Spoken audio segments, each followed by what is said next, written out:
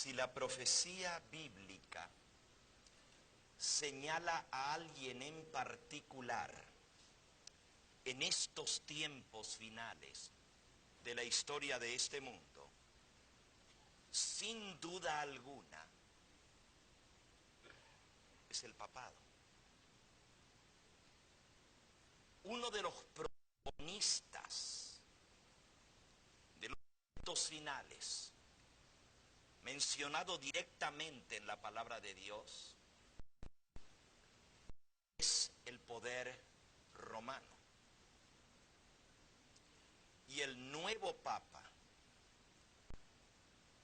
que hace tan solo 3 meses y medio que ha sido escogido, jugará un papel decisivo en cumplir las predicciones de las Escrituras y conducir al mundo a su destino final. Y mientras la población del mundo en general se torna más y más pobre, el Papa de los pobres, o el Papa de las villas miserias, de las favelas, como ya ha llegado a ser llamado, seguramente hará un impacto significante en la arena profética, en el cumplimiento de su destino y del destino final en el plan de Dios en este mundo. A mediados del mes de marzo pasado, por un periodo apenas superior a las 24 horas, el mundo entero estaba pendiente de los eventos que se desarrollaban en la Capilla Sixtina, en la ciudad del Vaticano, en Roma, mientras que los cardenales católicos estaban reunidos para elegir a un Pontificis Maximus, o sumo pontífice, para que llegara a ser el nuevo Papa y cabeza de la Iglesia Católica Romana.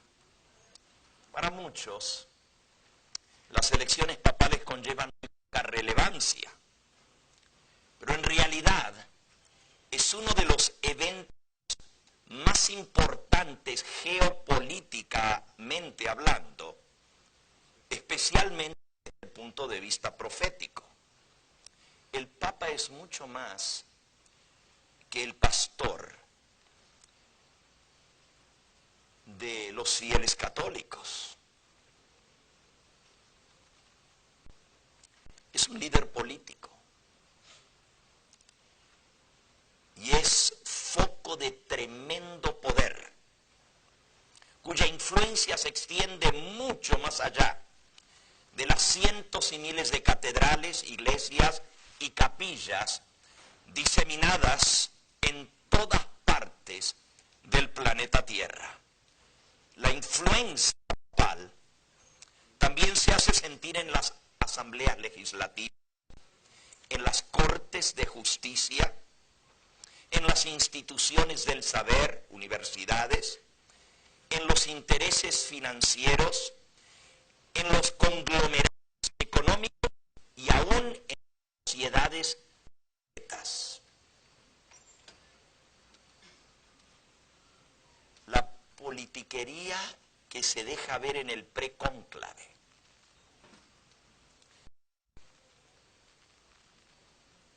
se centra en quién es el mayor, el de mayor influencia, el de mayor poder, y ha salido a la luz, aunque las reuniones del precónclave y del cónclave son a puertas cerradas y secretas, ha salido a la luz que había más de un bando que disputaba la hegemonía para escoger al nuevo Papa. Es interesante estas maniobras políticas que se dieron a que han sido reportadas por la prensa universal, ya que las palabras de Cristo son justamente la antítesis de lo que pasó en el precónclave y en el cónclave. Si ustedes buscan en San Marcos, en el capítulo 10, el Señor Jesucristo, justamente hablando acerca de los grandes de esta tierra, de los hombres de influencia y de los gobernantes de las naciones. Comenzando en el versículo 42, declaró lo siguiente el Señor Jesucristo. Mas Jesús, llamándolos, les dijo: sabéis que son tenidos por gobernantes de las naciones, se enseñorean de ellas, y los grandes de las naciones ejercen sobre ellas su autoridad. Pero no será así entre vosotros, sino que el que quiera hacerse grande entre vosotros será vuestro servidor. Y el que de vosotros quiera ser el primero será siervo de todos. Lo que el Señor Jesucristo habló, el ejemplo que Él dio a lo que sucede hoy día con la elección del nuevo Papa. Pero antes de entrar a la Capilla Sixtina por un momento y ver lo que pasó en esas 24 horas,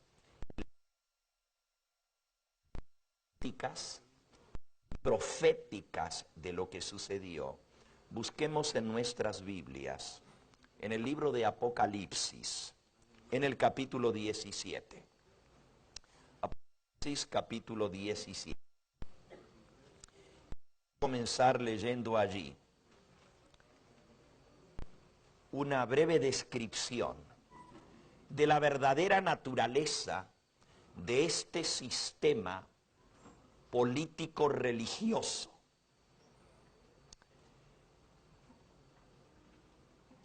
Es impresionante lo que vamos a leer. Voy a permitir que la misma palabra de Dios exprese los pensamientos. Y anhelo que ninguna persona se sienta dolida, ofendida por leer la palabra de Dios. Pero es bastante fuerte lo que vamos a leer. Vino entonces uno de los 7 ángeles que tenían las 7 copas. Estas son las 7 copas de las 7 plagas finales. Conmigo diciéndome: ven acá, y te mostraré la sentencia contra la gran ramera, la que está sentada sobre muchas aguas, con la cual han fornicado los reyes de la tierra, y los moradores de la tierra se han embriagado con el vino de su fornicación. Y me llevó en el espíritu al desierto, y vi a una mujer sentada sobre una bestia escarlata, llena de nombres de blasfemia, que tenía 7 cabezas y 10 cuernos. Y la mujer estaba vestida de púrpura y escarlata, y adornada de oro, de piedras preciosas y de perlas, y tenía en su mano un cáliz de oro, una copa llena de abominaciones y de la inmundicia de su fornicación. Y en su frente tenía un nombre escrito, un misterio: Babilonia la Grande, la madre de las rameras y de las abominaciones de la tierra. Vi a la mujer ebria, borracha, de la sangre de los santos y de la sangre de los mártires de Jesús. Y cuando la vi, quedé asombrado con gran asombro. Y el ángel me dijo: ¿por qué te asombras? Yo te diré el misterio de la mujer y de la bestia que la trae, la cual tiene las 7 cabezas y los 10 cuernos. Algo asombroso. Una mujer sentada sobre una bestia maligna, sobre una bestia horrenda, 7 cabezas y 10 cuernos. ¿Qué representa en profecía bíblica una mujer? Díganme. ¿Qué representa? Una iglesia, claro que sí. Bíblicamente hablando y proféticamente hablando, una mujer representa un sistema religioso, una iglesia. Lo encontramos en toda la Biblia, tanto en el Antiguo como en el Nuevo Testamento. La similitud o la representación de una mujer para representar a una iglesia. En el mismo libro de Apocalipsis se mencionan básicamente dos mujeres. Una es la que estamos leyendo, a la cual se le llama la gran ramera, la gran prostituta. Justamente la palabra ramera significa, en español antiguo, una mujer de la calle, una mujer. La otra mujer está mencionada en el capítulo 21 y en el versículo 9. Y vean la comparación porque es una comparación casi exacta. Cada palabra se repite en el capítulo 21, pero se presenta otra mujer. En el capítulo 17:1 decía, vino uno de los 7 ángeles que tenían las 7 copas y habló conmigo diciéndome, ven acá. En el capítulo 21:9 dice exactamente lo mismo. Vino entonces a mí uno de los 7 ángeles que tenían las 7 copas llenas de las 7 plagas postreras y habló conmigo diciendo, ven acá. Las mismas palabras. O sea, se introduce de la misma manera. Pero ahora presenta a otra mujer. Yo te mostraré la desposada, la esposa del Cordero.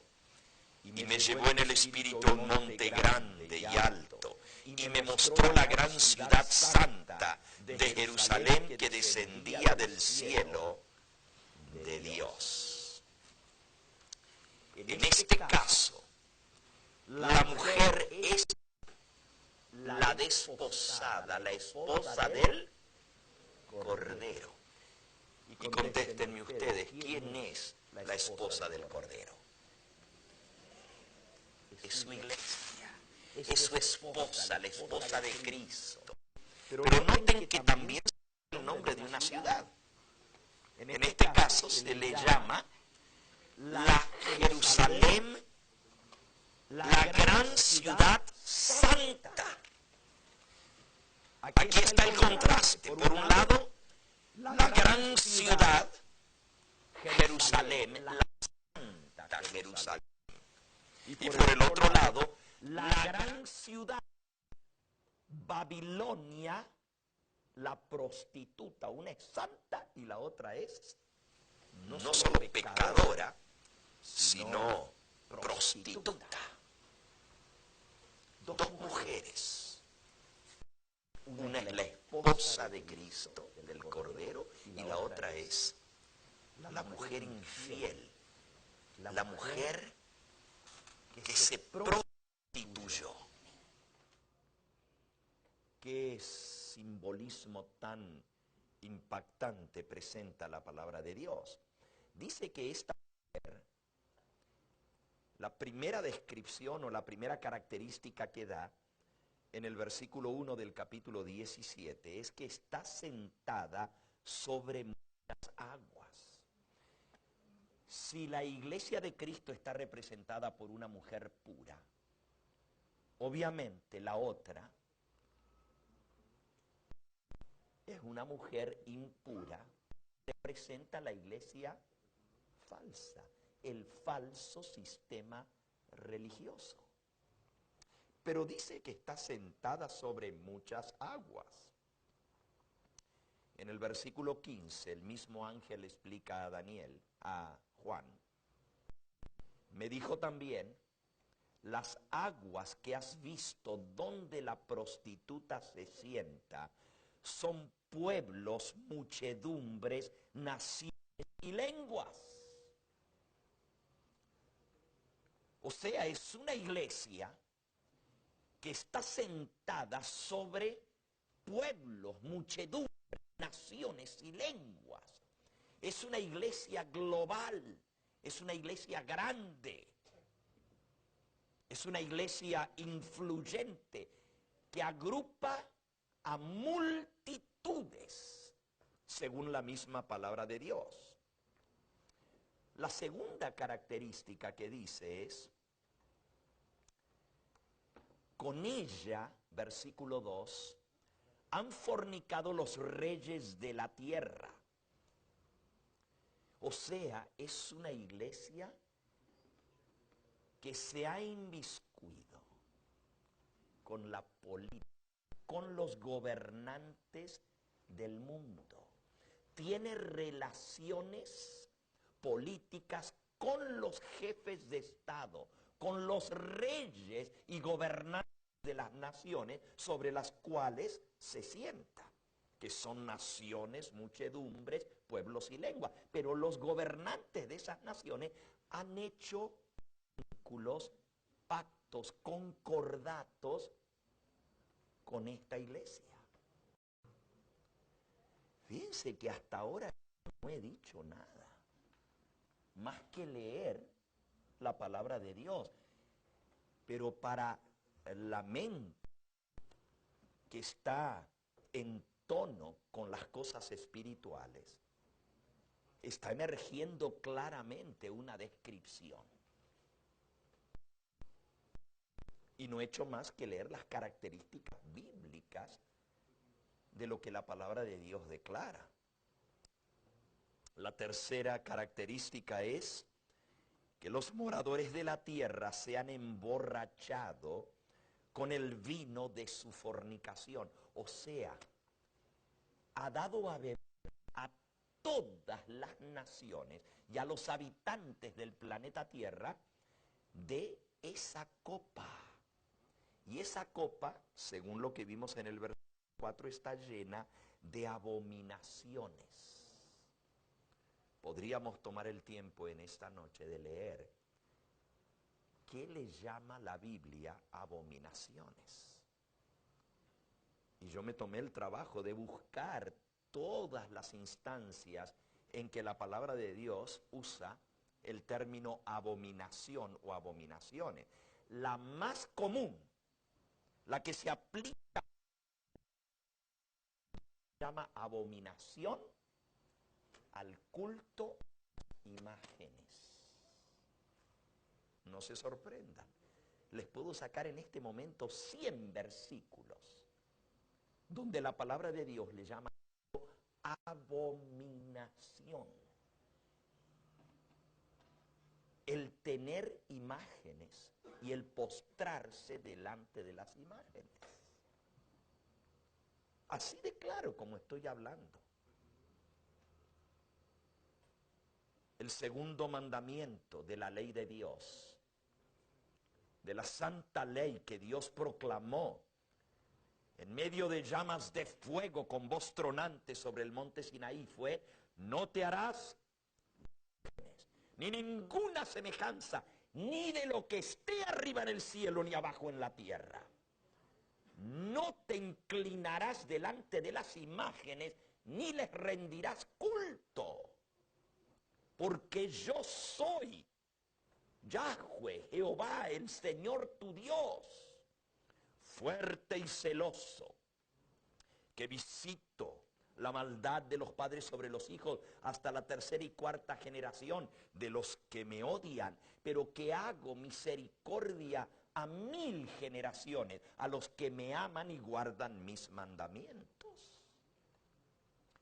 En el libro de Deuteronomio,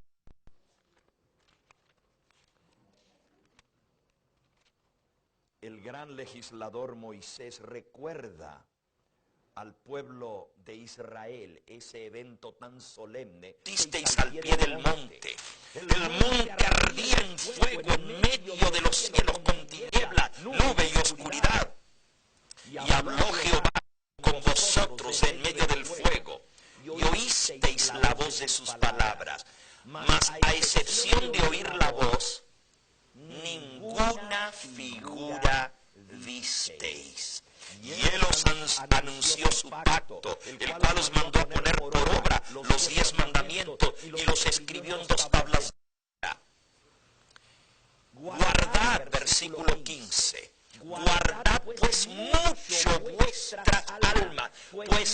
ninguna figura viste el día que Jehová habló con vosotros de en medio del fuego, para que no os corrompáis y hagáis para vosotros escultura, imagen de figura alguna, esfigie de varón o hembra, o figura de animal que se arrastre en la tierra, o de pez que haya en las aguas debajo de la tierra.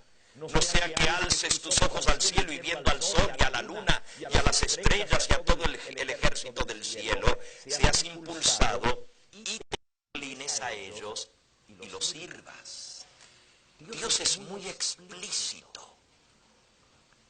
Dice, cuando yo os hablé y os di mandamiento, no visteis ninguna figura. No se te ocurra hacer ninguna figura de lo que está en el cielo, ni de hombre, ni de mujer, ni de niño. Vamos que amar a Dios sobre todas las cosas. Significa que no vamos a tener otros dioses delante de Él. Pero el segundo mandamiento que dice, no te harás imagen, ni figura, ni escultura alguna, como dice la Biblia católica, ni de lo que está arriba en el cielo, ni abajo en la tierra. No tomarás el nombre del Señor tu Dios en vano. Y luego el cuarto de la Biblia pasa a ser el tercero, santificar la fiesta, solo que en la Biblia dice, acuérdate del día de reposo para santificarlo. Pero en el catecismo se coloca santificar la fiesta. Eso muestra cómo se ha alterado y cambiado la misma ley de Dios. Y esto ha sido enseñado al mundo entero.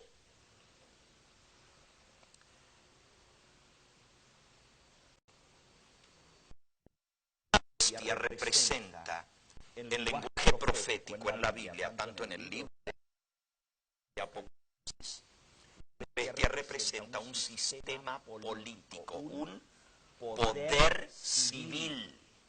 Las grandes bestias del libro de Daniel son todos reinos.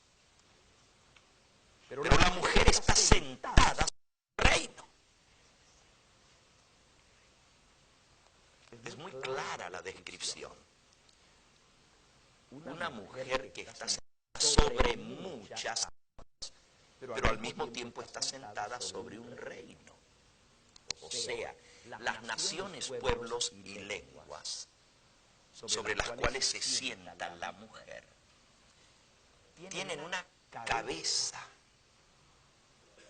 y es un reino terrenal, un poder político. Solo hay una iglesia que reúne estas condiciones, en la cuyo líder espiritual es al mismo tiempo jefe de Estado y está sentado sobre un gobierno reconocido como una nación, el Estado del Vaticano. Es increíble cómo la palabra de Dios nos da las características para representarla, y va más allá de esto.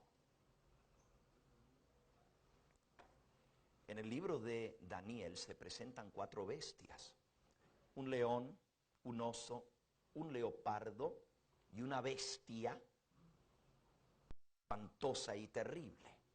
Y representan esas 4 bestias 4 imperios mundiales, 4 intentos de Satanás por controlar al mundo a través de la política, del poder civil.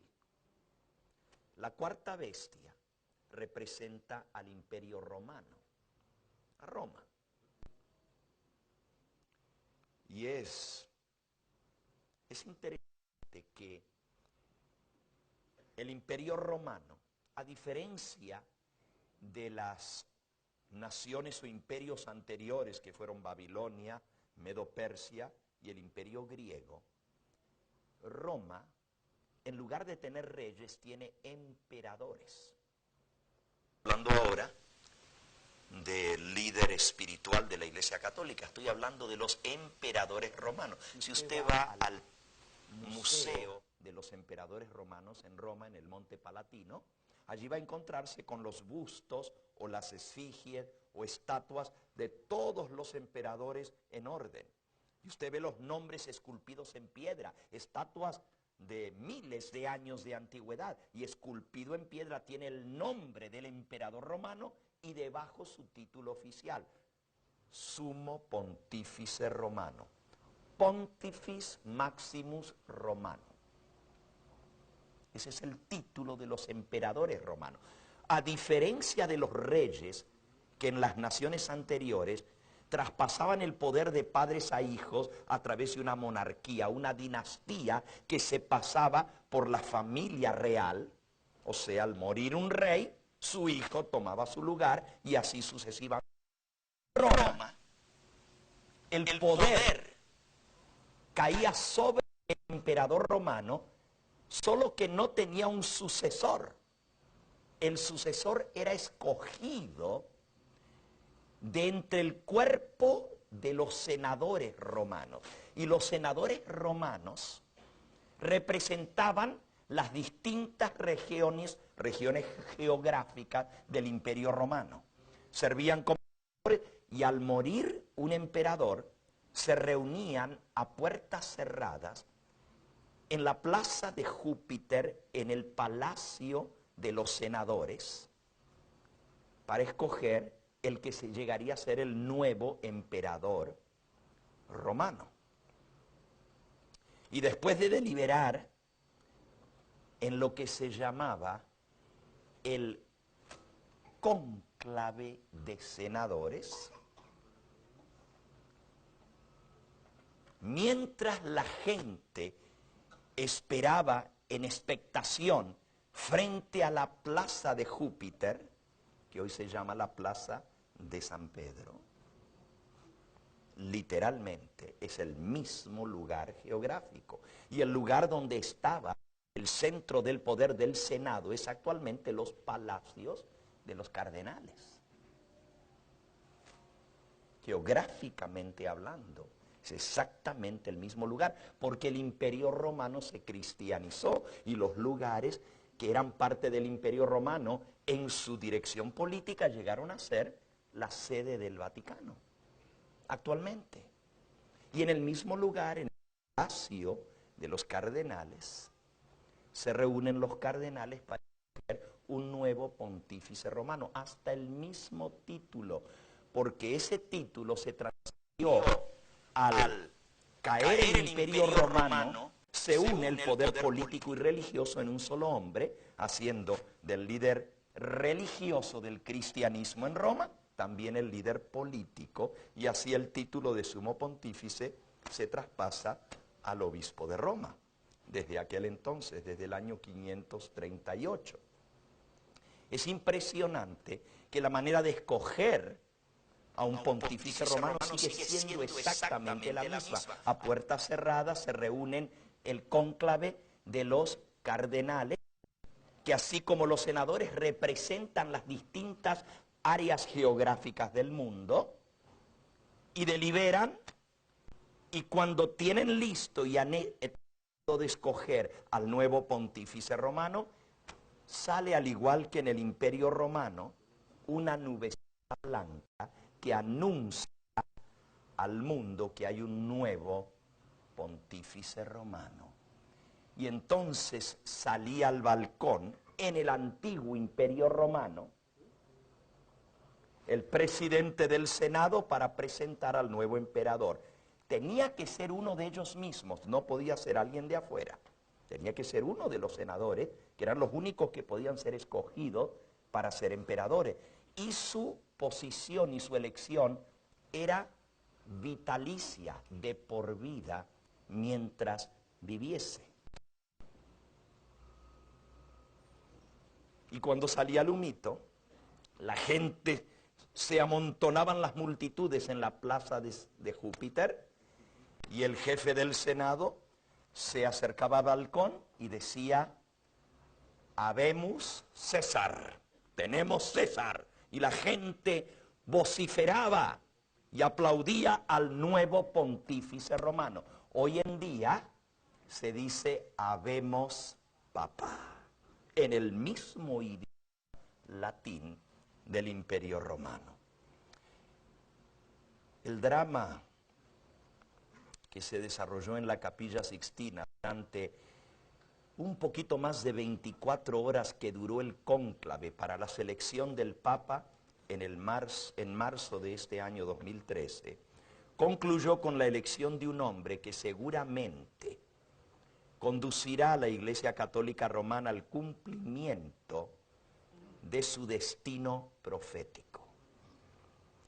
En un lapso de apenas un poquito más de 24 horas, cosa que es casi no vista en la historia de los cónclaves católicos, porque algunos duraron semanas, los más cortos días.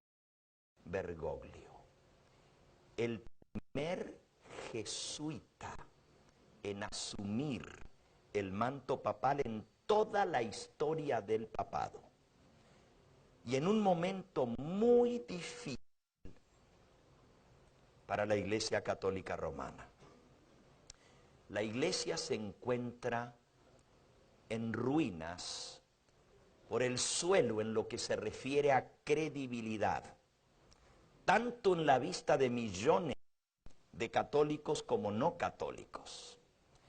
El escándalo del abuso sexual en el sacerdocio, que continúa aflorando y no termina, y que ha tenido a la Iglesia ocupada por los últimos 20 años. El escándalo del Banco Vaticano. Y vamos a hablar un poquito más de esto y lo que ha sucedido en estos días de esta semana pasada con el nuevo Papa. El escándalo de los Vatilix, donde se ha escapado información voluminosa de cosas que han sorprendido al mundo, tanto que el Papa Francisco, la semana que pasó, salió otro leak, otra información que no debiera haber salido, y quienes pusieron la información hasta han pedido perdón por haberla sacado, pero fue demasiado tarde. Detienen al Papa Francisco reconociendo públicamente ante un grupo de religiosos, monjas y sacerdotes y obispos que la corrupción dentro del Vaticano y la podredumbre en la curia romana es tal que no sabe qué hacer. Los cardenales escogieron a un jesuita. Los jesuitas han acumulado tanta influencia en las altas esferas de la Iglesia que ahora tienen del Papa Negro. Y el Papa Negro es el que estaba detrás del papado y el jefe de los jesuitas, que manejaba por detrás de los telones al papado. Ya no hay más Papa Negro, porque ahora el Papa es jesuita. Muy significativo, y ya vamos a explorar un poquito más esto a la luz de la profecía y quiénes son los jesuitas. Las maniobras políticas, el cabildeo y la politiquería que se dio en las reuniones secretas antes del cónclave salieron a la luz. Cosas que jamás debieran salir según los cánones de la Iglesia, pero dejaron que existían dos facciones entre los cardenales. Algunos querían un papa de América Latina para representar el cambio en la población de la Iglesia en la región que actualmente contiene la mayor parte de católicos a nivel mundial. De los 1.200 millones de católicos que hay a nivel mundial, casi la mitad, 450 millones, están en América Latina. Casi la mitad.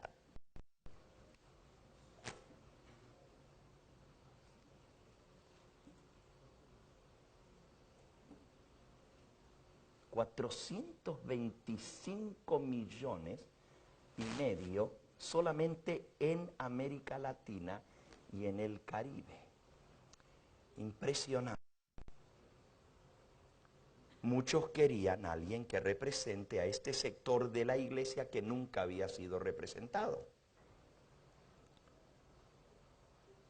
Porque se necesitaba alguien en la sede papal que pudiese restaurar la imagen de la Iglesia Católica después de estos continuos escándalos. Por otro lado, había otra facción en el cónclave de quienes querían un papa que defendiese la curia romana, cuyos actos inicuos se están haciendo demasiado bien sabidos por la prensa pública. A estos últimos se les sumaron la mayoría de los cardenales italianos, quienes querían un europeo, o mejor aún un italiano, que reinase sobre el trono papal. Pero esto no se daría así, a lo menos no exactamente así. Y ya van a ver por qué no exactamente así. Durante el primer conteo de votos, el nombre de Bergoglio sacó una cantidad sorprendente de votos.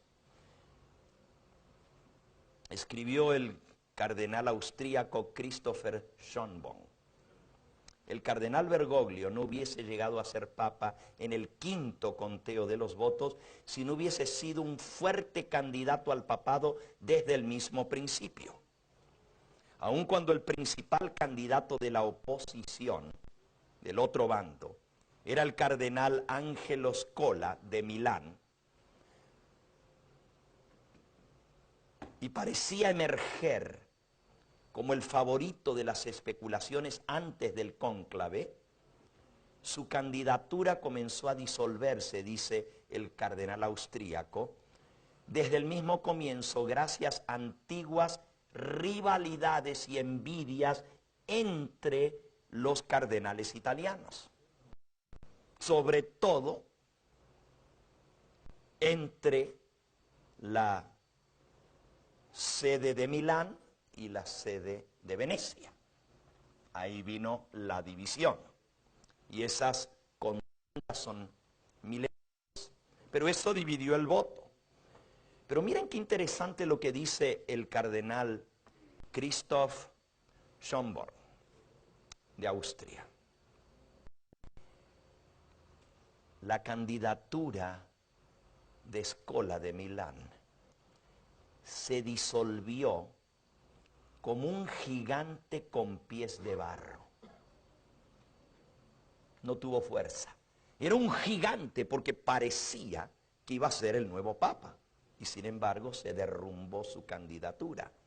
Qué interesante la expresión que usa, un gigante con pies de barro, porque es una expresión profética que está en el libro de Daniel, en el capítulo 2. No sé si este cardenal habrá estado consciente de lo que estaba diciendo y cuán cercano están sus palabras a lo que dice la profecía bíblica.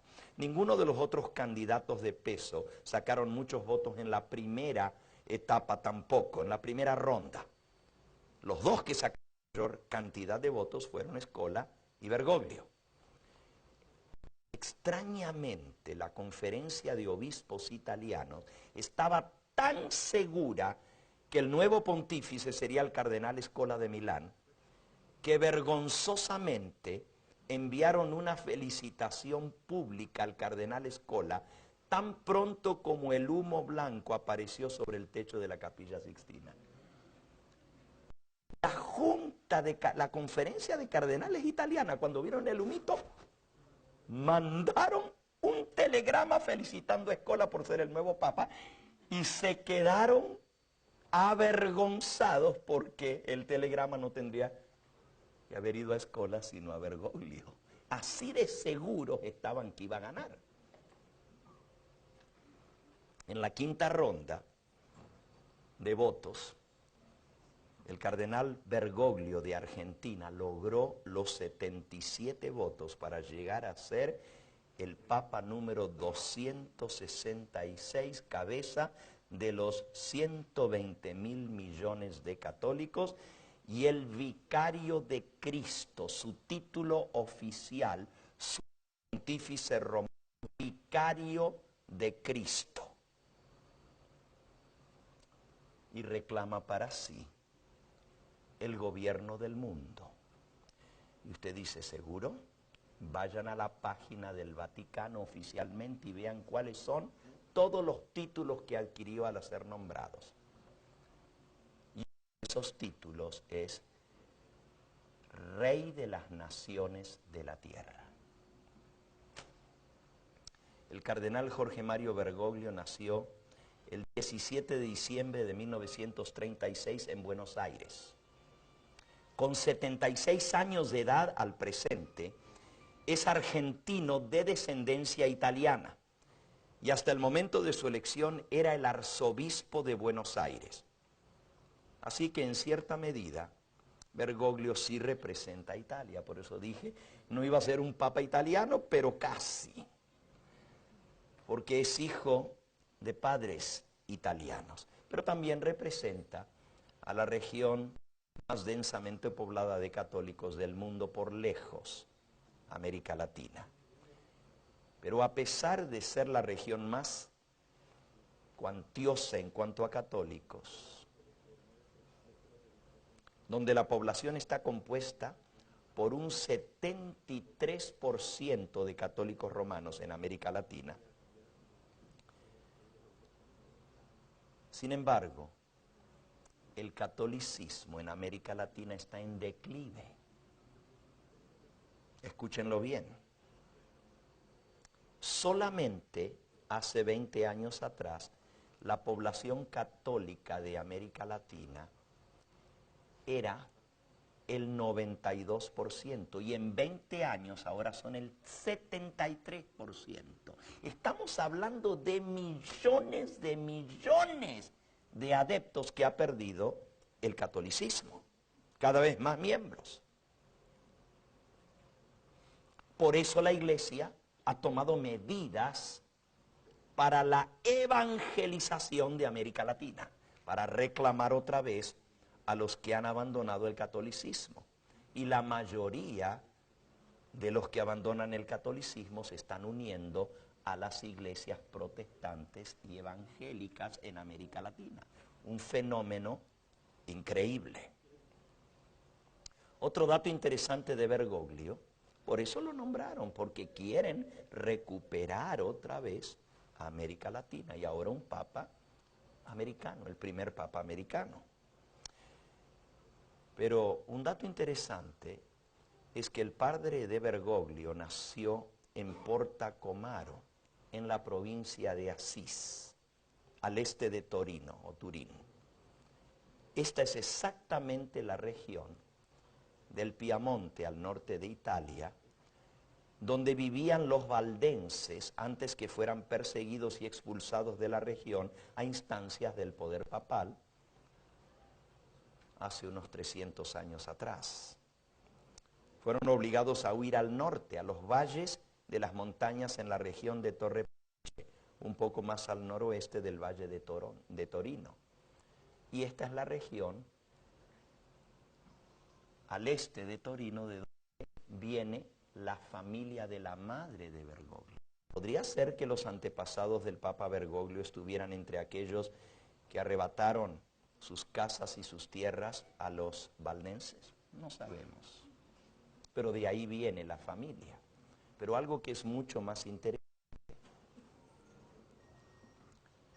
es que Bergoglio es de una familia no solamente sumamente católica, que está compuesta, los hermanos de Bergoglio, de Jorge Mario, son 3 varones y 2 mujeres.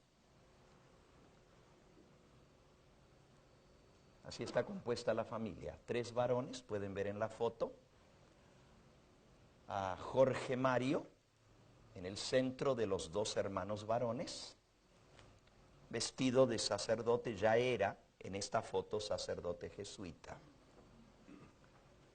Su padre, su madre y sus 2 hermanas. Pero el dato interesante es que uno de esos 2 hermanos conoció y aceptó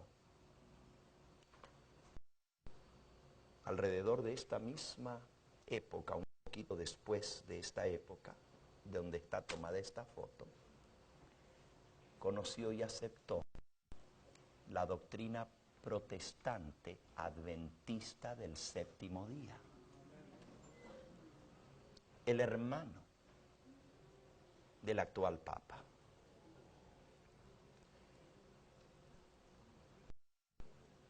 Bergoglio, el sacerdote jesuita, fue encomendado por la familia para tratar de hacer disuadir a su hermano menor del grave error que cometía al aceptar una herejía. Y después de que Jorge Mario escuchó a su hermano menor presentarle todas sus razones por las cuales había tomado la decisión de hacerse adventista del séptimo día, tomando nota profusa de todo lo que él le mostraba, fue su tarea tratar de convencer a su hermano que estaba en un grave error. No le fue posible, porque su hermano le decía: demuéstrame que estoy mal por las Sagradas Escrituras. Cada cosa que su hermano le decía, él le decía: pero la Biblia dice esto. Y su hermano trataba de explicarle por la doctrina católica, y él le decía: sí, pero a mí muéstramelo en la Biblia. Sobre todo el tema del sábado.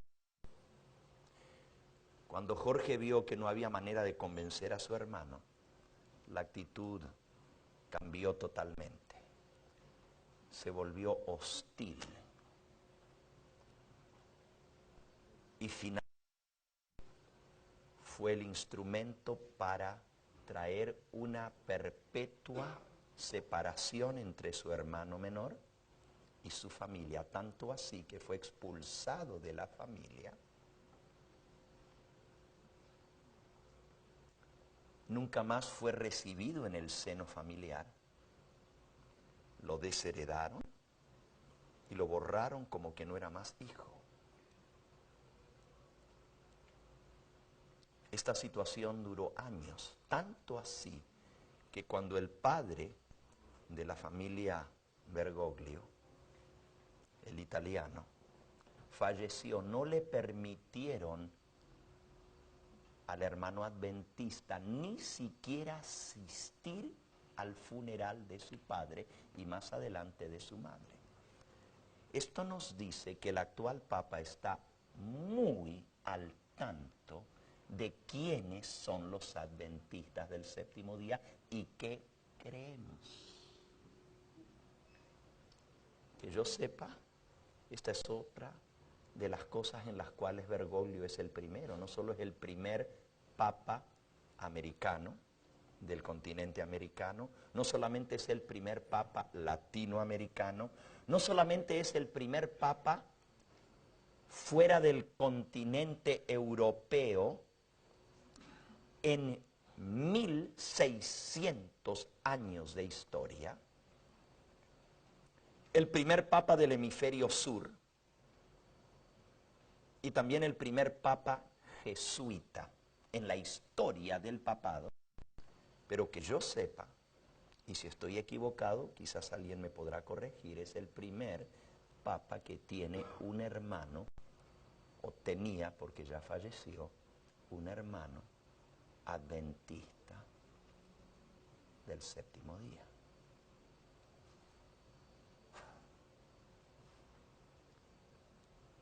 Papa del destino.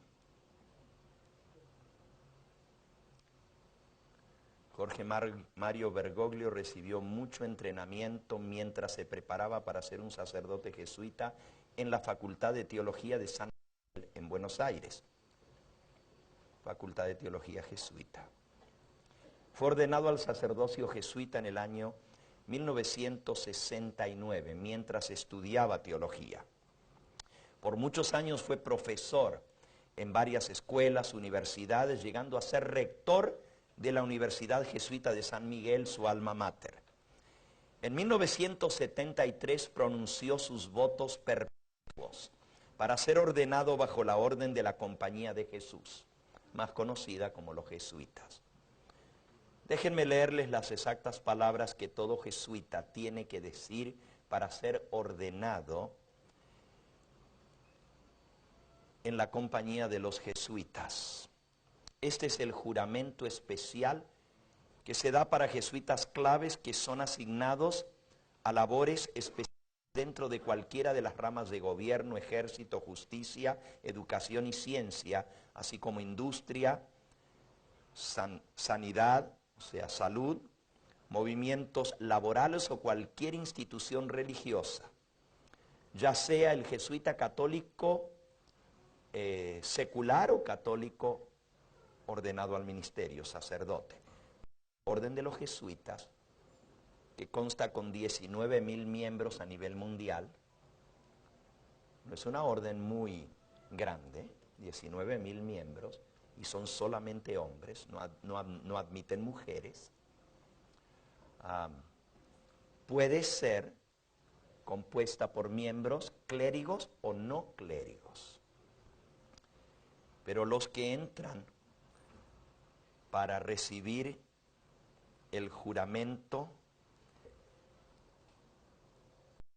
extremo de la hermandad de la Santa Fe de la Sociedad de Jesús, tienen que tomar este voto, este juramento, que siempre fue, o por años, fue secreto, fue revelado públicamente por el sacerdote ex jesuita de alto rango, el doctor Alberto Rivera, tiempo después de convertirse a Cristo y hacerse protestante.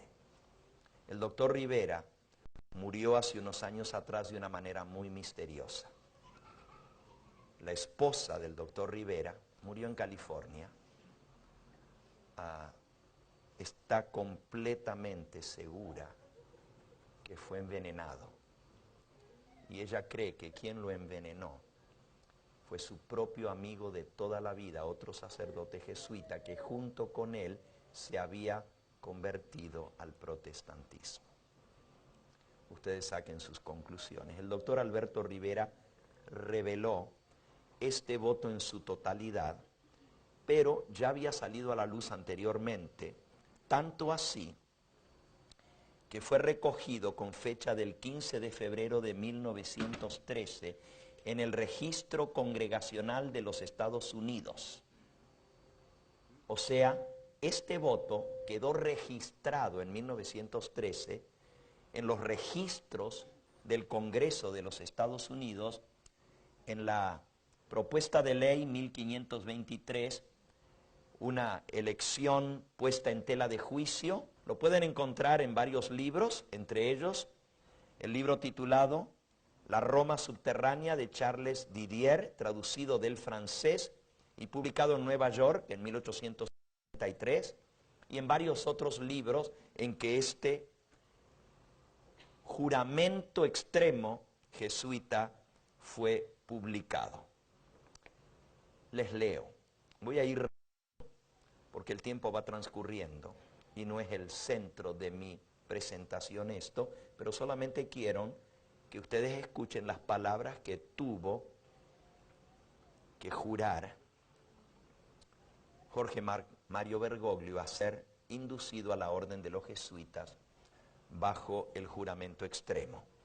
Dice el superior: hijo mío, de aquí en adelante tú has sido enseñado para actuar como desensamblador entre los católicos romanos, para ser un católico romano, para ser un espía aún entre tu propia hermandad, para creer en ningún hombre, para confiar en ningún hombre. Entre los reformados serás un reformador.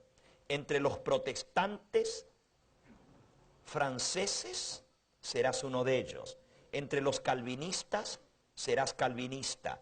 Entre los protestantes en general serás un protestante y obtendrás su confianza para buscar aún con sermones desde sus púlpitos y denunciar con toda vehemencia en tu temperamento nuestra sagrada religión y el Papa.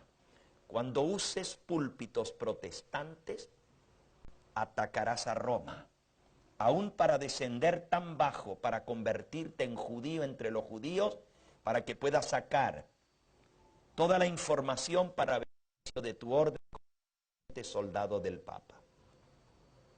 Tú has sido enseñado para insidiosamente plantar la semilla de los celos y el odio entre los estados que estén en paz e incitarlos a hechos de sangre, envolviéndolos en guerra unos con otros.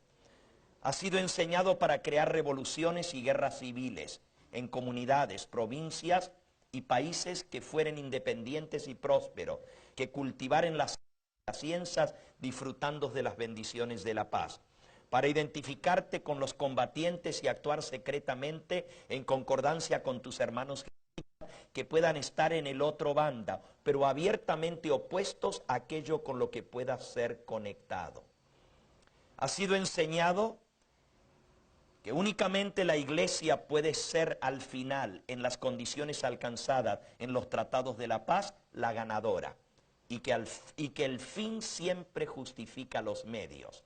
Se te ha enseñado tus ocupaciones como espía para acumular estadísticas, hechos e información a tu alcance, a congraciarte y ganar la confianza de los círculos familiares de protestantes y herejes de toda clase y carácter, tanto la del comerciante, el banquero, el abogado, entre escuelas y universidades, en parlamentos y legislaturas, entre los judiciales y consejeros del Estado, y para hacer todas las cosas para todos los hombres por el bien del Papa, cuyos sirvientes somos hasta la muerte. Has recibido la instrucción aquí como novicio, neófito, y has servido como ayudante, confesor y sacerdote, pero no has sido investido todavía con todo lo que es necesario para mandar en la armada de Loyola al servicio del Papa. Debes servir el tiempo apropiado como instrumento y ejecutor tal, y como ordenado por tus superiores, pues nadie puede mandar que no haya consagrado sus labores con la sangre de los herejes, porque sin derramamiento de sangre ningún hombre puede ser salvado. Antes que puedas recibir tu orden final, tendrás que consagrarte con la sangre de a lo menos un hereje. Así pues, para prepararte para tu trabajo y asegurar tu propia salvación, además del anterior juramento de obediencia y lealtad a tu orden y al Papa, tienes que repetir ahora tras mí. Y esto jura el jesuita de rango menor. Yo, Jorge Mario Bergoglio, ahora en presencia del Altísimo Dios, la bienaventurada Virgen María y el aventurado Miguel Arcángel, el bienaventurado San Juan Bautista, los santos apóstoles San Pedro y San Pablo y todos los ángeles y los santos del cielo, prometo y declaro que no tendré opinión o voluntad propia ni reserva mental alguna, así como un muerto o cadáver, sino que sin vacilar obedeceré todos y cada uno de los mandatos que pueda recibir de mis superiores de la milicia del Papa y de Jesucristo, de la Santa Sociedad de Jesús. En la confirmación de todo esto que hoy juro y prometo, dedico mi vida, mi alma y todas mis facultades corporales, y con esta que tengo en mi mano, ahora yo suscribiré mi nombre, escrito con mi propia sangre, como testigo de esto.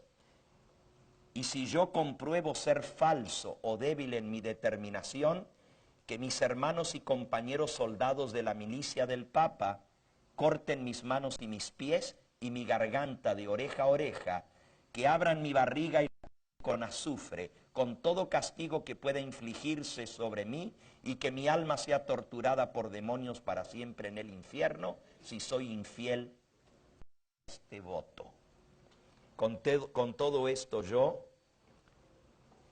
Jorge Mario Bergoglio, juro por la Santa Trinidad y los santos sacramentos lo que ahora recibo, para cumplir y de mi parte mantener este juramento inviolable, e invoco a toda la hueste gloriosa del cielo que sean testigos del santo sacramento de la Eucaristía que recibo, y aún más que testifiquen que escribo con mi nombre, con la punta de esta daga mojada en mi propia sangre, y sello con este santo juramento en presencia de todos estos testigos con mi propia sangre. Recibe entonces la hostia del Padre Superior y escribe su nombre con la punta de la daga mojada en su propia sangre, tomada de su pecho encima del corazón. Se lastima encima del pecho, arriba del corazón, y con su sangre firma este voto. Usted lo puede leer y lo puede buscar. ¿Ustedes creen que yo voy a estar diciendo en televisión nacional e internacional estas cosas si no tengo las pruebas delante de mí? No me atrevería. Son cosas muy delicadas las que estoy leyendo, pero están publicadas y son parte de las minutas del Congreso de los Estados Unidos de Norteamérica. Este juramento lo tomó Jorge Mario Bergoglio en 1973. Con el tiempo llegó a ser el jesuita provincial en la Argentina, es decir, el jefe de la orden de los jesuitas para toda la Argentina, su tierra natal, cargo que desempeñó por 6 años. Bergoglio es un intelectual y un erudito académico que ha pasado largo tiempo en escuelas jesuitas como maestro y profesor. Es profesor de literatura, es profesor de psicología, y eventualmente llegó a ser profesor de teología en el Seminario Católico de la Argentina. Estudió y sacó su doctorado en Alcalá de Henares, España, y también estudió en Frankfurt, Alemania. Y llegó a ser el confesor y director espiritual de los jesuitas en Córdoba, Argentina. Responsable de la formación espiritual de los y de toda la sociedad de los jesuitas en general. Bergoglio habla varios idiomas, entre ellos el italiano, el español, el inglés, el alemán, el latín y varios otros más. La formación espiritual es el corazón mismo de la vida espiritual de los jesuitas y los guía en todo lo que hacen. Es a través de esta formación espiritual como los jesuitas consiguen el control de sus subordinados para que obedezcan sus órdenes sin cuestionamiento, como si fueran cadáveres. Han tenido gran éxito en infiltrar muchas denominaciones protestantes y muchas instituciones educativas con la práctica de la formación espiritual, a veces disfrazada o disimulada, pero con los mismos principios. Los ejercicios espirituales de San Ignacio de Loyola se han publicado bajo distintos títulos, aún por autores protestantes. Y si comienzo a mencionarles algunos de los libros, se sorprenderán ustedes porque algunos de estos se usan en las iglesias protestantes. Los ejercicios espirituales, como por ejemplo las 40 madrugadas con Jesús, eso viene de San Ignacio de Loyola.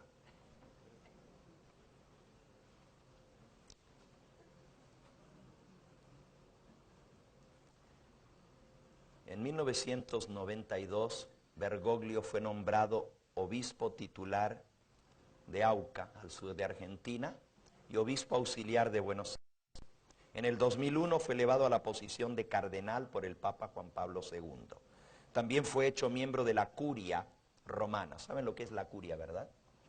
¿Sí entienden la palabra curia? La curia es la burocracia del Vaticano, o sea, los que tienen cargos políticos dentro de la maquinaria política del Vaticano. Él fue nombrado por el Papa Juan Pablo II miembro de la curia.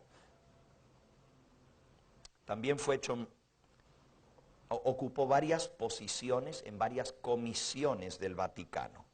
Por 6 años, hasta fines del 2011, fue presidente del Comité de obispos en Buenos Aires, hasta que presentó su renuncia en el 2011 al cumplir sus 75 años de edad, según la ley canónica.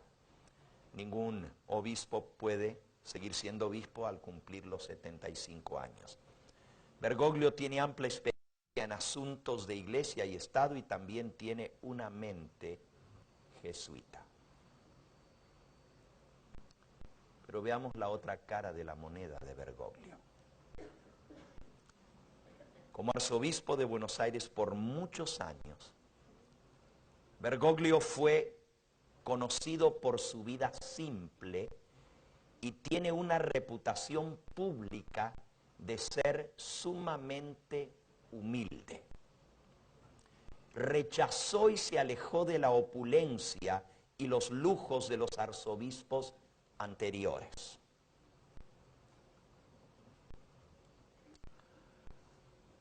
Betel, necesito el conflicto de los siglos que está en el libro rojo, en la maleta roja.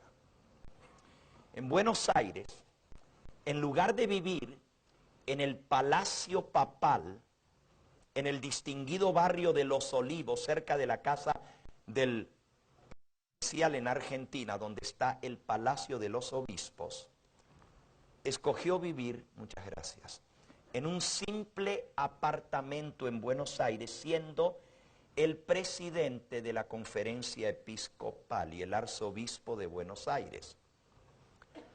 Vivía en un apartamento, se cocinaba su propia comida, no tenía mucama o monja o monje que le ayudara. Usaba las vestimentas comunes de un sacerdote, sotana, y no las vestimentas de un arzobispo u obispo.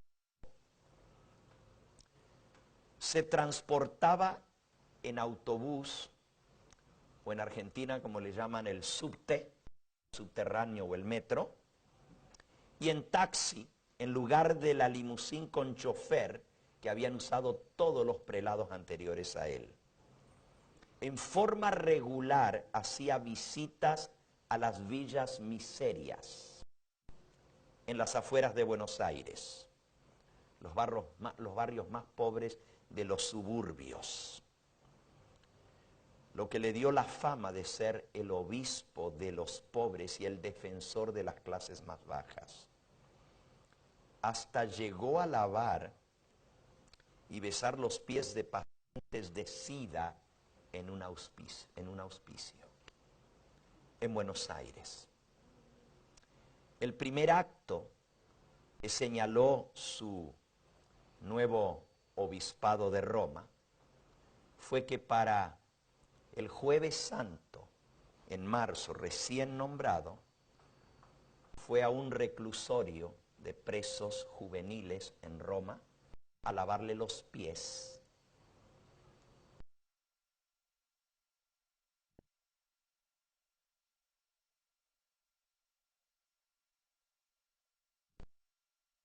Dos mujeres,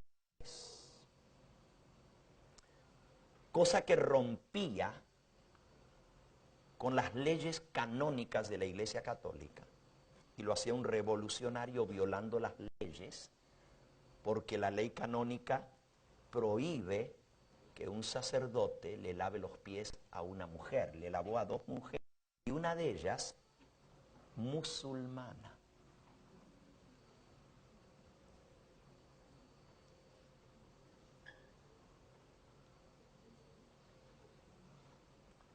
Estas características y prácticas,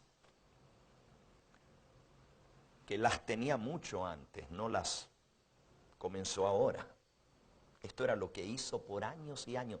Cada Jueves Santo iba a lavarle los pies o a un hospital o a una cárcel o a los pobres en las villas miserias, siendo arzobispo de Buenos Aires, y ahora lo continúa.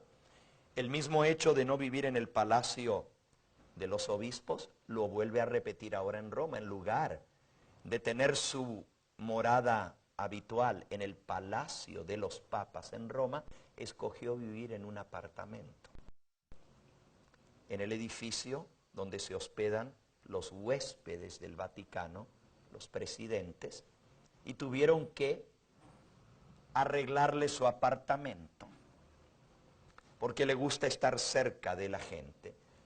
No le traen su comida privada como los demás papas anteriores, sino que comen el comedor común con los demás prelados. Todo esto hace que el papado se vea a un nivel mucho más en tono con la gente común de lo que ha sido en el pasado. Y estos, y escuchen lo que voy a decir ahora, aparentes actos de humildad ayudan a crear una imagen de santidad al Santo Padre. Si un católico me está escuchando, podría decir: señor Gambetta, ¿por qué usted juzga? ¿Por qué habla de aparente humildad? Porque todo esto está en perfecta armonía con las prácticas de los jesuitas por siglos. Es el modus operandus de los jesuitas.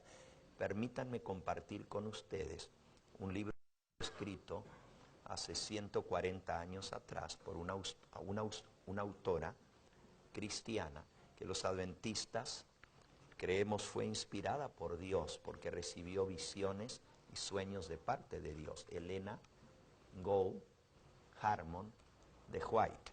En el libro El conflicto de los siglos, un bestseller que se ha traducido a más de 300 idiomas y sigue siendo un bestseller a nivel mundial, un libro de 140 años de antigüedad. Helena de White, en la página 250, escribió lo siguiente. En el capítulo sobre la Reforma: pasados los primeros triunfos de la Reforma,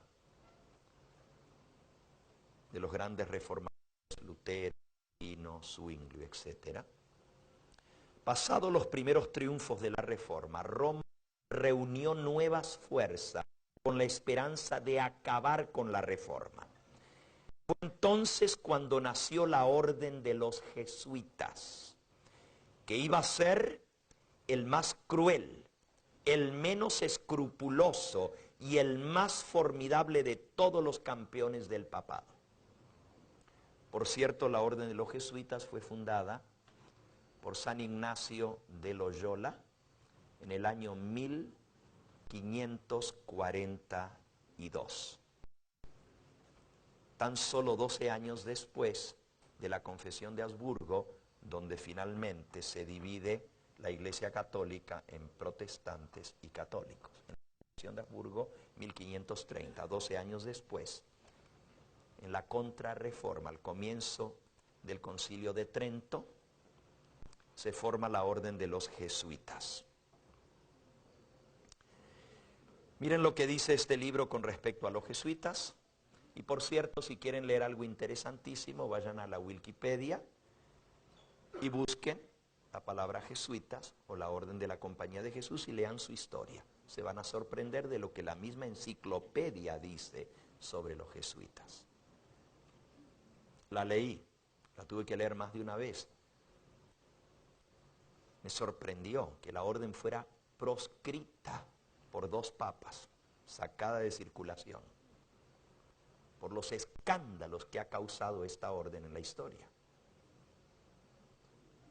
Fue tan graves los escándalos que el Papa Clemente XIV tuvo que proscribirla y prohibirla oficialmente. Dice aquí: afecto natural, sordos a los argumentos de la razón y a la voz de la conciencia, no reconocen más ley ni más sujeción que las de su orden, y no tienen más preocupación que la de extender su poderío. Y entonces dice: véase el apéndice. Y en el apéndice del libro, en la página 700,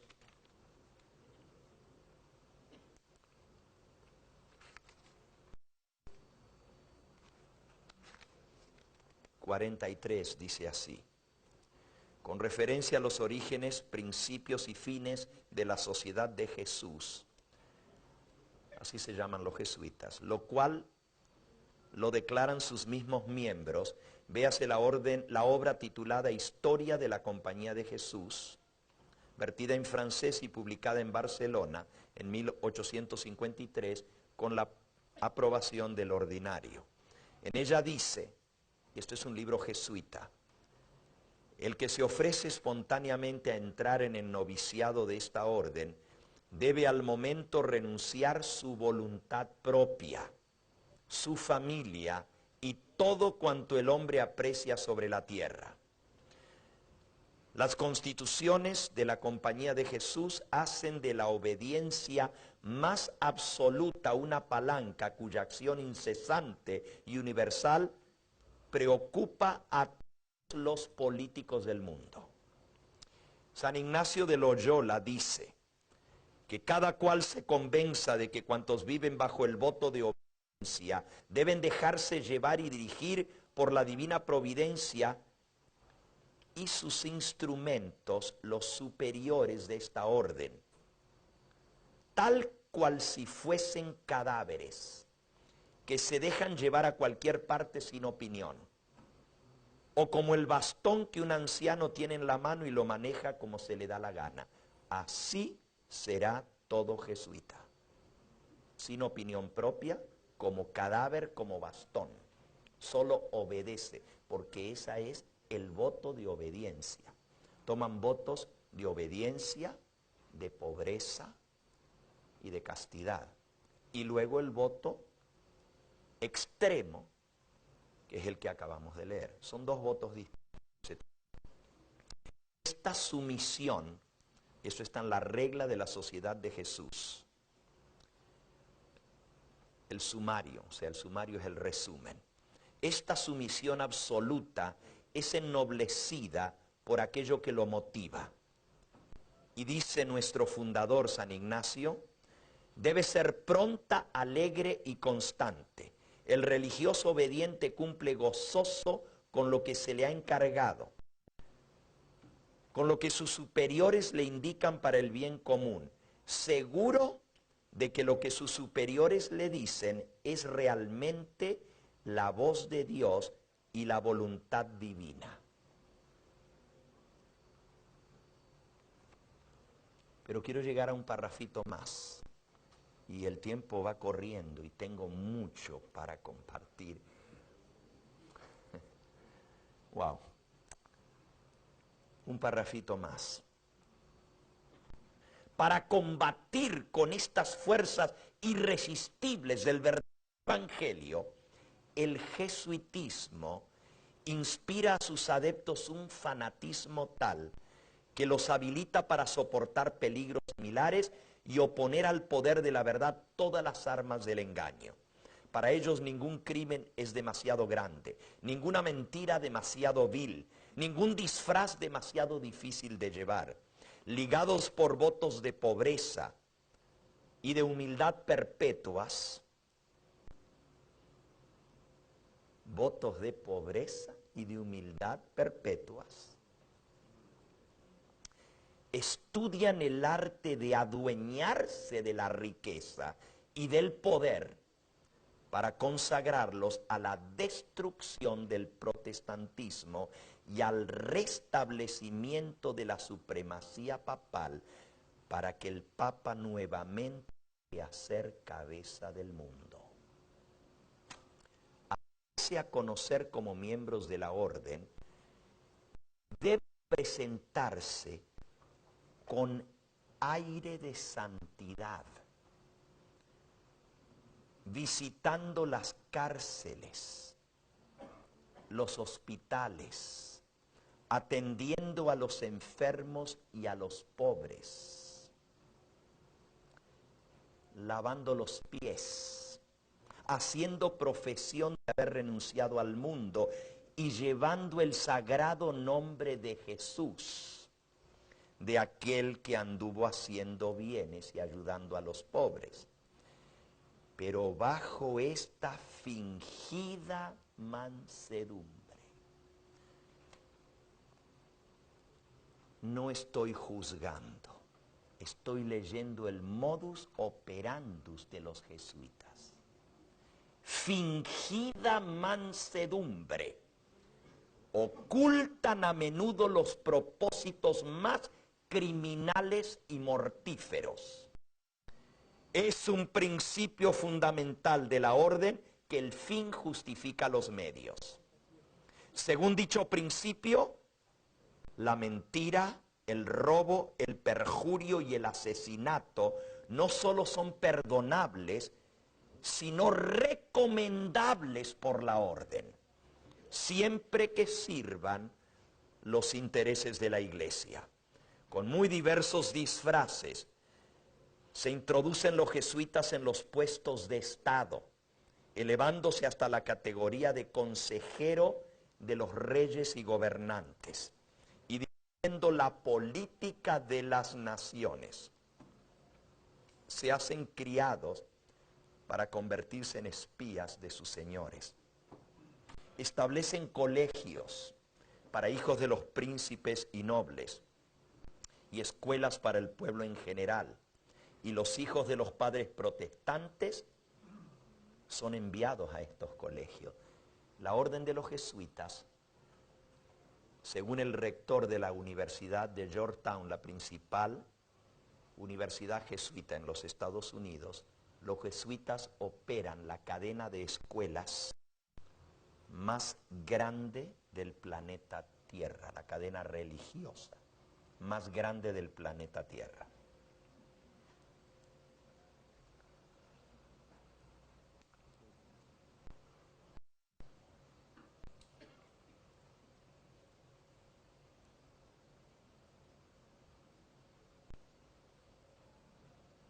Esta percepción de que Bergoglio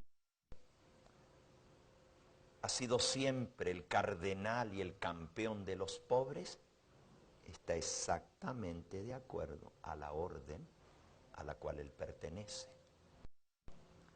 Todavía hasta el día de hoy los católicos hablan de un discurso que dio el año pasado en Buenos Aires, acusando a sus compañeros del clero de hipocresía.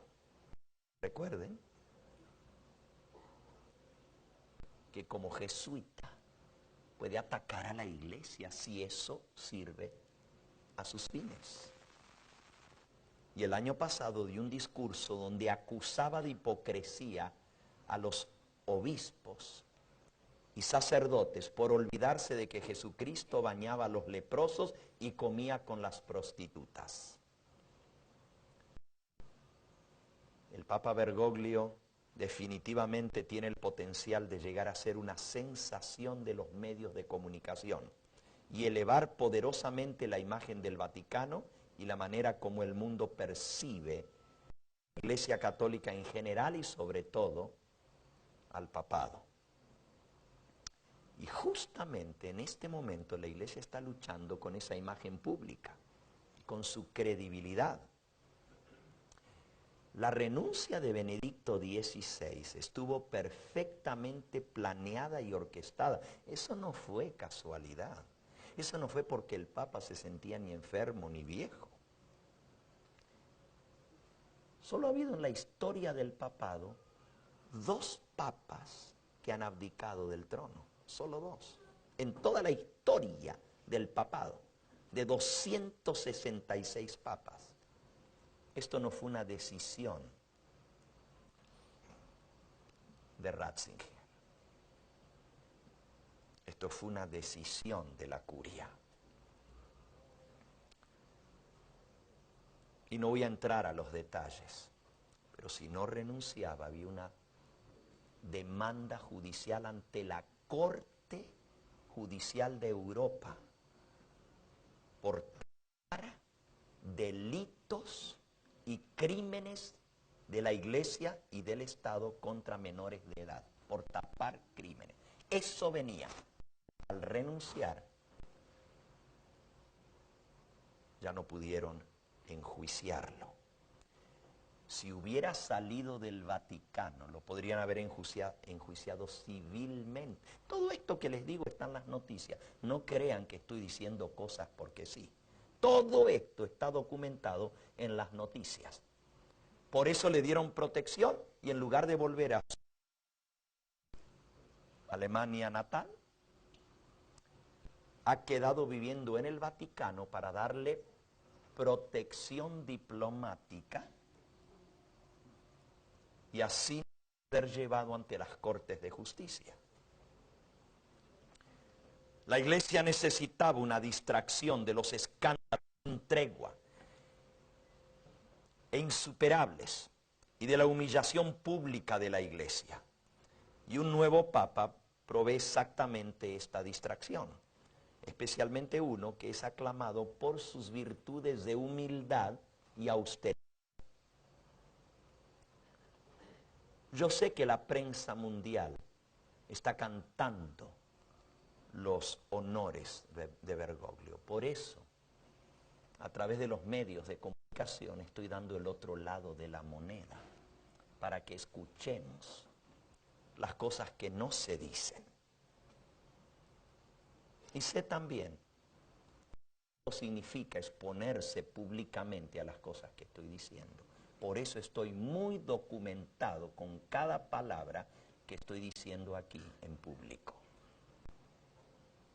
Lo que sí es cierto es que el nuevo Papa trae un aire de santidad y piedad que disimulará los escándalos bajo un manto de religiosidad y humildad. Esta semana pasada nombró una comisión para estudiar al Banco Vaticano. Y este viernes llevaron a la cárcel a los primeros. Parece que está limpiando la casa.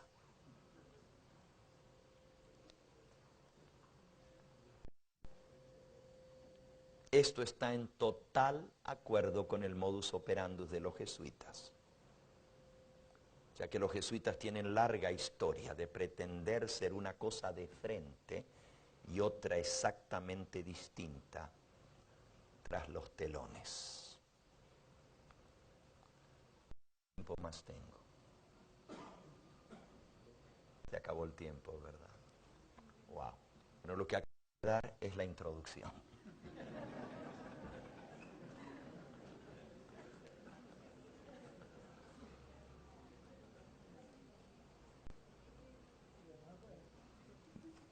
Mañana voy a tener que seguir el tema. Porque recién estoy comenzando y las cosas que tengo que mostrarles por la palabra de Dios y por lo que está pasando actualmente con el nuevo Papa son tan grandes. Todo cristiano que quiera conocer la verdad debe escuchar lo que la Biblia dice y compararlo a la luz de los eventos actuales del mundo, lo que está sucediendo. Porque Dios quiere que su verdad ilumine al mundo con su gloria. Apocalipsis capítulo 18. Dice así, comenzando el versículo 1. Después de esto vi a otro ángel descender del cielo con gran poder. Y la tierra fue alumbrada con su gloria. Y clamó con voz potente, diciendo: ha caído la gran Babilonia. Se ha hecho habitación de demonios. Y si la palabra de Dios dice que se ha hecho habitación de demonios y guarida de todo espíritu inmundo y albergue de toda ave inmunda y aborrecible, mejor que lo creas, mi amigo. Pero ¿sabes? Y Costa Rica no ha estado exento de esto en las demandas contra sacerdotes pedofílicos. Porque aquí el escándalo ha sido igual que en cualquiera de los otros países. Y no ha sido exenta Costa Rica de los escándalos de sacerdotes homosexuales. Y ustedes lo saben, no estoy diciendo nada que se ignore. Pero Dios ha permitido a nivel mundial Y fíjense que esta semana pasada, tan solo esta semana pasada, tengo aquí la noticia.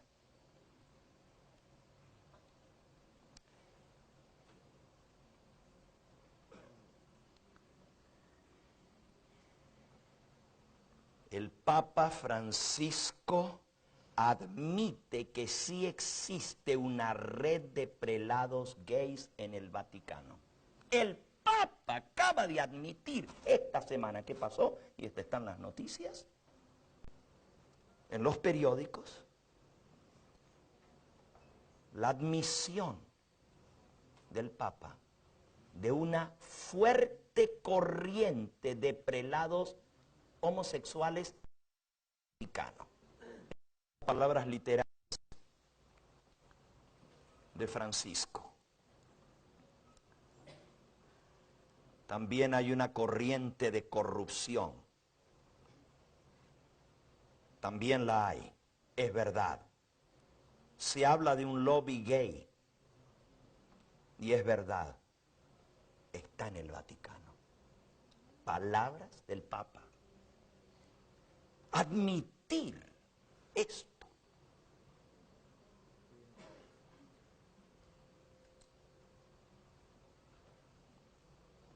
Esto salió en los principales periódicos esta semana pasada. Pero ya había salido antes. El periódico La República publicó en el mes de febrero, La República en Roma, que Benedicto XVI había decidido renunciar después de recibir un expediente para investigar el escándalo de los Batilix, conteniendo detalles de una red de altos prelados en posiciones de influencia en la curia romana, en el Vaticano, que eran gays, y algunos, incluso dijo el periódico, estaban expuestos al chantaje por los actos que habían cometido y ahora les estaban exigiendo dinero porque si no hablaban. Se ha hecho habitación y guarida de todo espíritu inmundo y albergue de toda ave inmunda y aborrecible. Porque todas las naciones han bebido del vino del furor de su fornicación. Apocalipsis 18:3.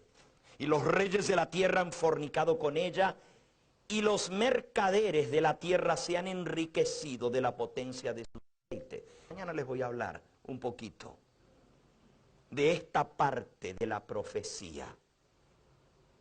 Y también de los mercaderes, los hombres de negocio, los magnates del mundo. Y ustedes ya saben del escándalo del Banco Vaticano. Porque esto salió en las noticias este viernes.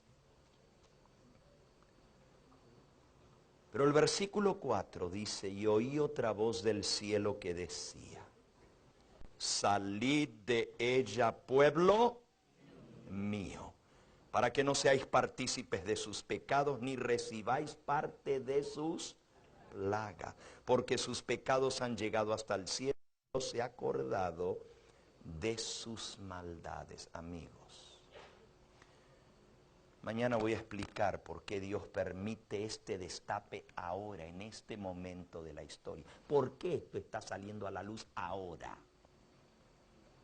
Siempre se ha sabido de la corrupción del Vaticano, pero ahora ya no se puede tapar. Y hay una razón para eso. Porque ha llegado el momento de que el cuarto ángel de Apocalipsis 18 ilumine con la verdad al mundo y haga la terrible denuncia contra Babilonia. Leo una última cita en esta noche, nuevamente en el conflicto de los siglos. Y dice así, justamente el capítulo titulado El mensaje final de Dios. Después de citar Ellen White los versículos que acabamos de leer en Apocalipsis 18 del 1 al 5, en el primer párrafo, dice así, estos versículos señalan un tiempo en el porvenir. Cuando ella escribió este libro estaba en el futuro. Cuando el anuncio de la caída de Babilonia, tal cual fue hecho por el segundo ángel de Apocalipsis 14:8, se repetirá con la mención adicional de las corrupciones que han estado introduciéndose en las diversas organizaciones religiosas que constituyen a Babilonia, la madre y sus hijas. Porque según leímos en Apocalipsis 17, esta mujer tiene escrito un nombre en su frente, un misterio: Babilonia la grande, madre de las rameras y prostitutas. Es una iglesia madre según la Biblia. Han salido hijas que son tal como la madre, tal palo, tal astilla, prostitutas igual que la madre. ¿Por qué? Porque tienen las mismas doctrinas falsas de la antigua Babilonia.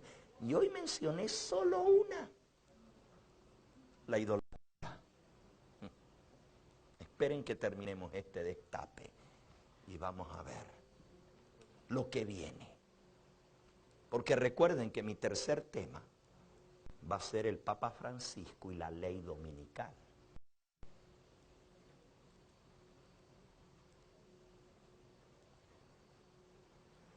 Termino la cita. Se dice de Babilonia, con referencia al tiempo en que está presentada en esta profecía: sus pecados han llegado hasta el cielo y Dios se ha acordado de sus maldades. Apocalipsis 18:5. Babilonia ha llenado la medida de sus culpas y la ruina está por caer sobre ella. Amigos, se viene la ruina, no solo de Roma, sino de todos los que estén conectados con Roma. Las alianzas ecuménicas, porque todo aquel que tenga alianza ecuménica es partícipe y Dios lo considera cómplice de estos pecados. Porque si yo tengo concordancia ecuménica y soy parte de lo mismo, soy cómplice de los pecados de Babilonia. ¿Qué dice el versículo? Salid de ella, pueblo mío, apártate, para que no seas cómplice de sus pecados y no recibas también sus plagas.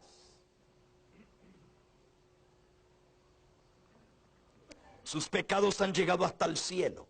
Dios está a punto de castigarla. Pero Dios todavía tiene un pueblo en Babilonia.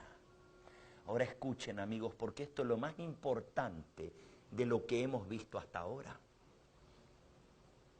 Yo no vine aquí para atacar un organismo religioso. Vine a leer la palabra de Dios.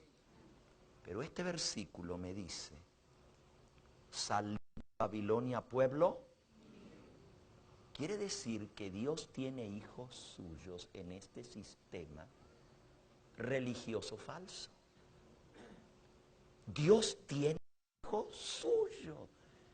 ¿Y quién soy yo para decir que los católicos romanos, sinceros, no son hijos de Dios cuando Dios los llama pueblo mío? Quiero que entiendan que lo que estoy hablando no es para atacar a los fieles del catolicismo. Lejos esté de mí. La palabra de Dios dice que Dios los ama y también nosotros debemos amarlo. Yo no estoy en contra del católico, estoy en contra del sistema corrupto. Estoy en contra de la cúpula que se ha hecho habitación de demonios y guarida de todo espíritu inmundo. Y no me pueden decir que no, porque están las noticias. ¿Se dan cuenta por qué Dios lo permite? para que cuando el mensaje que va a sorprender al mundo venga, y llegó la hora para ese mensaje, Dios tenía que preparar el terreno para que la gente lo vea y lo crea. Porque Cristo dijo, os he dicho estas cosas de antemano para que cuando suceda, creáis. Miren cómo termina esta cita. Dios tiene aún un pueblo en Babilonia. Y antes de que los juicios del cielo la visiten, estos fieles. Por cierto, la misma autora que escribió esto, en este otro librito que tengo aquí, Eventos de los Últimos Días, no lo voy a leer, dice que la mayoría del verdadero pueblo de Dios en estos días está en la Iglesia Católica. La mayoría, esta misma autora, la mayoría del pueblo verdadero de Dios está dentro de la Iglesia Católica y dentro de todas las iglesias. Dios tiene hijos suyos. Aquí está. Si quieren les doy la página solamente para que ustedes mismos lo busquen y lo constaten. Sí, el capítulo se titula La lluvia tardía.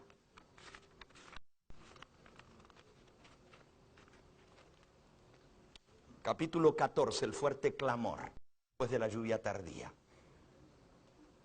El Señor tiene sus representantes en todas las iglesias.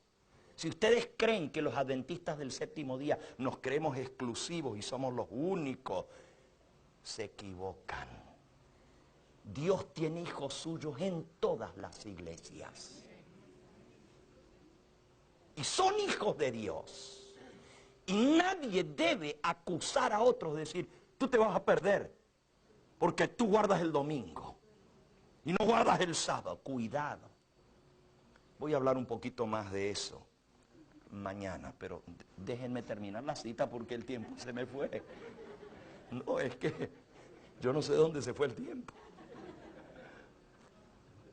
Dios tiene todavía un pueblo en Babilonia. Y antes de que los juicios del cielo la visiten, estos fieles hijos de Dios que están en Babilonia deben ser llamados para que salgan de la ciudad condenada y que no tengan parte en sus pecados ni en sus plagas. De ahí que este movimiento esté simbolizado por un ángel que baja del cielo, alumbrando la tierra y denunciando con voz potente los pecados de Babilonia. ¿Qué cosa es ese ángel que baja del cielo? ¿Qué cosa es? Es un movimiento. Y voy a explicar después lo que es un movimiento, porque trasciende las fronteras de una denominación. Es un movimiento. Trasciende las fronteras de una denominación. El movimiento carismático trasciende las fronteras de la denominación pentecostal y ha pasado hasta los católicos ese movimiento. Y este ángel es un movimiento final que Dios levanta en esta hora final. Oh, si yo pudiera comenzar a contarles a ustedes lo que Dios está haciendo en las distintas denominaciones que se están levantando para proclamar esta verdad final. Ya no somos los adventistas los únicos, al contrario. Muchos de los adventistas no quieren que se hable de estas cosas. Es increíble que el pueblo que Dios levantó para que diera este mensaje no lo quiere proclamar. Y Dios está despertando a celos a pueblo que no era pueblo. Y nosotros, a quienes Dios nos llamó a dar este mensaje, no lo damos, Dios se va a buscar quien lo dé. Esto es un movimiento. Y está simbolizado por el ángel que baja del cielo. Y al mismo tiempo que da este mensaje ha caído Babilonia, se oye un llamamiento: salid de ella, pueblo mío. Estas declaraciones, unidas al mensaje del tercer ángel, constituyen la amonestación final que debe ser dada a los habitantes de la tierra. La amonestación final. Y miren lo que dice. Cuando llegue el tiempo de hacerlo con el mayor poder, el Señor obrará por conducto de humildes instrumentos, dirigiendo el espíritu de los que se consagren a su servicio. Los obreros serán calificados más bien por la unción de su espíritu que por la educación en institutos de enseñanza. ¿A quién va a usar Dios? A los que tienen títulos universitarios. Este libro dice que Dios no los puede usar porque son soberbios y se creen mucho por haberse graduado de teología. Dios va a buscar a gente común como buscó a los apóstoles para dar este movimiento final que es la última amonestación al mundo. Habrá hombres de fe y de oración que se sentirán impelidos a declarar con santo entusiasmo las palabras que Dios les inspire. Los pecados de Babilonia serán denunciados, destapados. Los resultados funestos y espantosos de la imposición de las observancias de la iglesia por la autoridad civil, leyes de carácter religioso. De eso vamos a hablar el martes. Las leyes. Las invasiones del espiritismo. Esperen que desenmascare eso mañana. Los espíritus de demonios que están en Babilonia. Los progresos secretos pero rápidos del poder papal. Cuando ella lo escribió, eran secretos, el progreso papal detrás de los telones, porque estaba en el período en que había recibido la herida mortal, cuando esto se escribió hace 140 años atrás, pero ahora ya no son más secretos. Al contrario, todo lo que se escribió ya se está cumpliendo. Todo será desenmascarado. Estas solemnes amonestaciones conmoverán al pueblo. Miles y miles de personas que nunca habían oído palabras semejantes, las escucharán por primera vez. Admirados y confundidos oirán el testimonio de que Babilonia es la iglesia que cayó por sus pecados horrendos y por sus errores y enseñanzas falsas, porque rechazó la verdad que le fue enviada del cielo. Y cuando el pueblo acuda a sus antiguos conductores espirituales, a sus pastores y a sus sacerdotes, a preguntarles con ansia, ¿son estas cosas así? ¿Es esto verdad? Los ministros aducirán fábulas, profetizarán cosas agradables para acallar la conciencia y calmar los temores que se han despertado. Pero las personas no se contentan con las meras razones de hombres y exigen un positivo, así dice Jehová. Los ministros populares, como los fariseos de antaño, airándose al ver que se pone en duda su autoridad, denunciarán el mensaje como si viene de Satanás e incitarán a las multitudes dadas al pecado a que injurien y persigan y calumnien a todos aquellos que proclaman este mensaje. Calumnias, injurias y persecución es lo que le espera a todo el que se atreva a predicar este mensaje. Pero va a ser predicado. ¿Estás tú entre aquellos que no se conforman con lo que dicen los hombres y que quieres un así dice Jehová? Miles de personas se van a sorprender de estos mensajes. Y esta luz, para cuya existencia llegó la hora, porque todo en el plan de Dios tiene un momento. Y llegó el momento, y por eso Dios está permitiendo el destape de Roma. Que todo esto salga a la luz para que el mensaje que tiene que acompañar ha caído Babilonia, Que ya nadie diga cómo que cayó. Está por el suelo. Y el nuevo Papa está buscando de restaurar la imagen. Pero cuanto más trata, más embarra. Porque ahora pone una comisión para limpiar al Vaticano. Lo que salió fue más suciedad.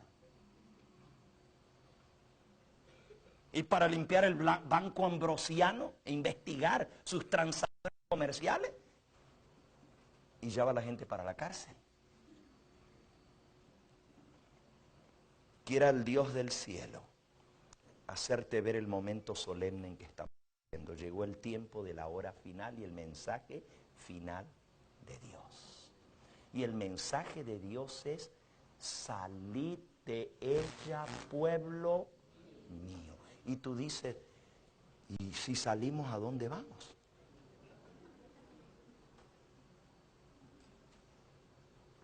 Mañana vamos a hablar de eso.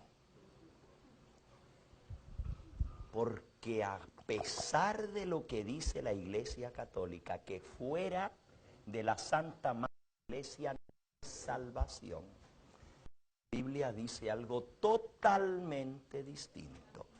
Que no hay salvación fuera de un solo nombre bajo el cielo en que podemos ser salvos. Y yo te invito a que vayas al único que puede darte salvación, es Cristo Jesús.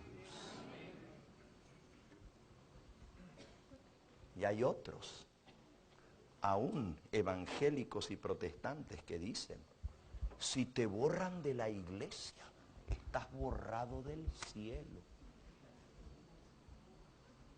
Y muchos se creen esas mentiras. Que si te borran de una iglesia, del libro de la iglesia, te borraron del cielo.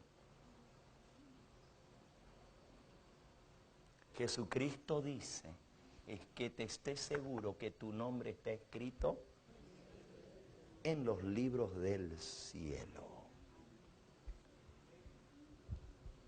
Y que puedas poner confianza no en un hombre, no en una organización religiosa, sino en el único que puede darte salvación, que es Cristo Jesús. Y llegó la hora de agarrarte de Él, y agarrarte fuerte, porque lo que viene es tremendo. Y todo lo que pueda ser sacudido va a ser sacudido. Viene un zarandeo como nunca se ha visto en la historia de la humanidad. Cristo le llamó una tribulación como no se ha visto desde que existe gente sobre la tierra, ni la habrá. Y solo los que estén afianzados en la palabra de Dios y en Jesucristo podrán sobrevivir la crisis que se avecina.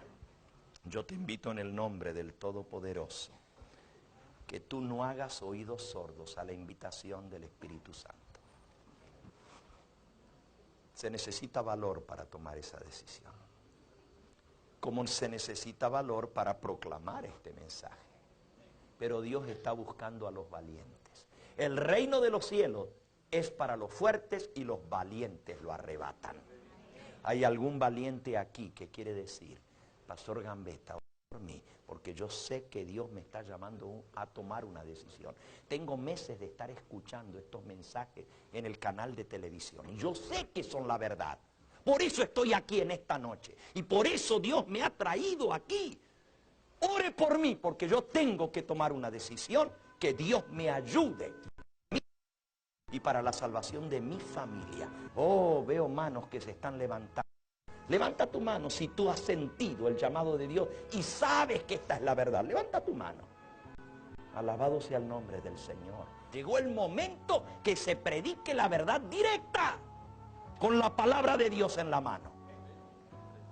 Yo quiero orar especialmente por aquellos que levantaron su mano en esta hora y por miles más que nos están viendo, no solo aquí a través de Biblos TV en Costa Rica, sino aquellos que nos están viendo a través de Latin TV en Los Ángeles, California, y a través de la red de radios y canales de televisión que están conectados en esta hora a través del internet, las personas que nos están viendo por toda América Latina, Europa, Australia y distintas partes del mundo, y sabemos que están allí porque día tras día han estado siguiendo la programación.